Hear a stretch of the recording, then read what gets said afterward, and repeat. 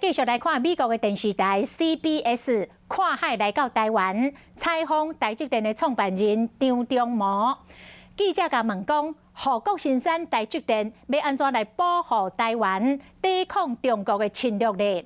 张忠谋来回讲，对华领导人若关心经济甲人民的福祉，就会克制，避免攻击台湾。记者阁问，若是中国性武力统一，再阁甲台积电国有化，安尼台湾要安怎来应对呢？张忠谋是来回讲，若发生战争，拢免讲咯，一切拢会毁灭。那个晶片，我提那个只是把它当作一个自由市场的一个好的例子。台积电免全保护台湾防守中国拍过来，美国 CBS 节目60分钟专访台积电创办人张忠谋说分明。在咧闪示即天播出的报道内底，张忠谋讲经济福利乃是对方的重大任务，伊认为因未拍过来。CBS 记者史塔尔进一步问，中国若是想要甲台积电国有化，佮要安怎？张忠谋佮一摆讲，若真正整起来，得规个气了了，乌有气。那这个时候对世界的半导体、晶片各种供应链，那是个灾难。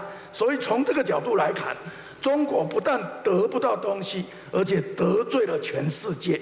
行政院长苏贞昌在号嘛访问到张忠谋的保障讲法，苏奎强调台积电唔若抢房设备，人才和团队这是关键。我们需要台积电，台积电也需要像台湾这么一个自由、开放，可以让各方面发展的国家。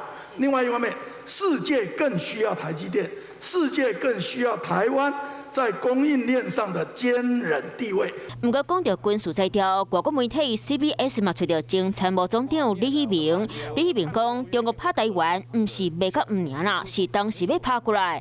李喜明伫咧 CBS 节目讲，台湾伫咧装大型军备时间已经袂当阁浪费啊，台湾即马需要武器，先远煞无成准备，为军事到产业，台湾免怎保护家己，嘛正做国际焦点。Hello， 大家好，我是乃瑜，要教给大家2个任务。第一个，华视新闻的脸书专页，你按赞了吗？